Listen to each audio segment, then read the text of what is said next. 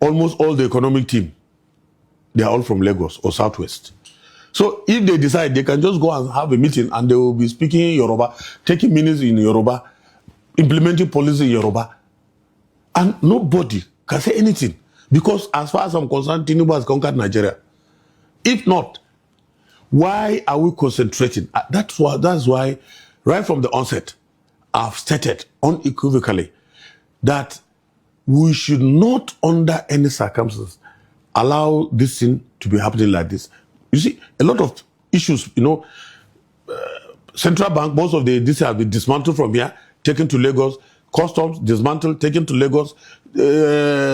So many things have been, under the cover of darkness, being removed from Abuja back to Lagos. So I don't know whether there's any agenda that presupposes, because if you look at what has been spent on Lagos alone under this administration, it is on trillions upon trillions upon trillions of naira. While other states of the Federation, there are some states that unfortunately have not been able to get even one good road.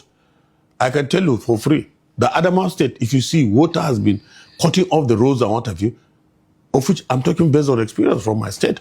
Nothing is happening there, nothing at all. No federal project, nothing. But concentration in terms of development is on one state. Now, we have so many ports. If you look at, as I've stated, Calabar, there's Port Harcourt. Now, to give the Southern a sense of belonging, I strongly believe, like the Southeast, that is the hotbed of manufacturing, the hotbed of trade and commerce, should have been able to get one port in Port Harcourt, which could be nearer to the Southeast, which is a gateway for economic recovery, economic emancipation, and then economic wherewithal for the benefit of Nigeria. But unfortunately, they have to now, with the modernization of the port, go to Lagos.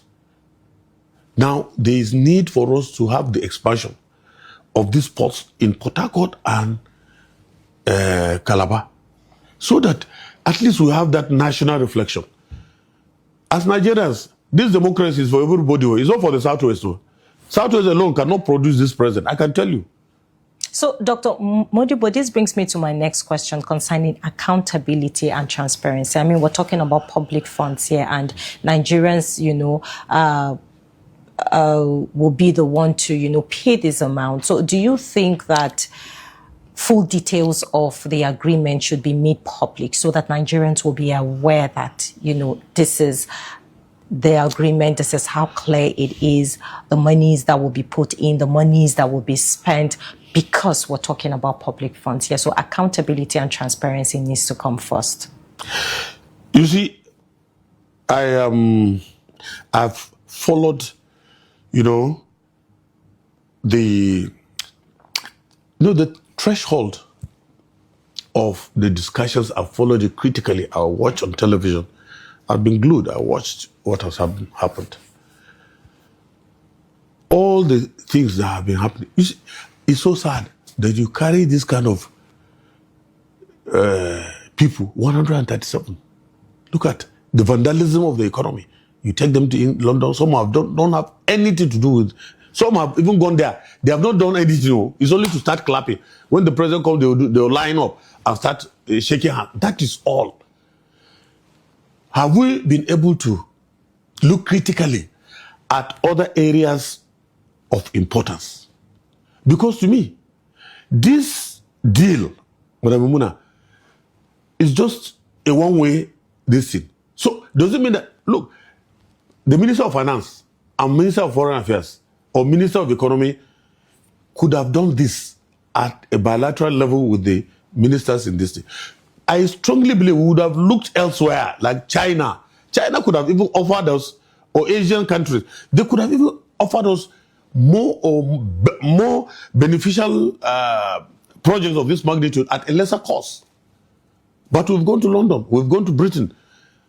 Britain welcomed us because they knew they had an interest. And most of this, if you look at the details of this project, it is mainly beneficial to them. It's about 70 or 80 to 30. This alone, it's not even something that has to do with, you see, to me, the Nigeria has critical problems, and our problem is not even that of the ports, as far as I'm concerned, for now. The ports could be okay. It could be modernized, it could be, expanded. But what are the fundamental silent issues that has to do with governance, that has to do with security? I could see a lot of these people, they were in that chat, that horses-driven chat, they were waving, smiling, as if nothing is happening in Nigeria when we had tragedy. With some clowns, coupon clippers, and other who are hired to line up to say, your mandate will start. When they are talking about your mandate will start, whose mandate? And what are they talking about? Because as far as we're concerned, they've not been able to look at Nigeria's issue critically. They should have been able to monitor, they know about what is happening in Nigeria. They should have been able to look dispassionate and tell Mr. President the truth.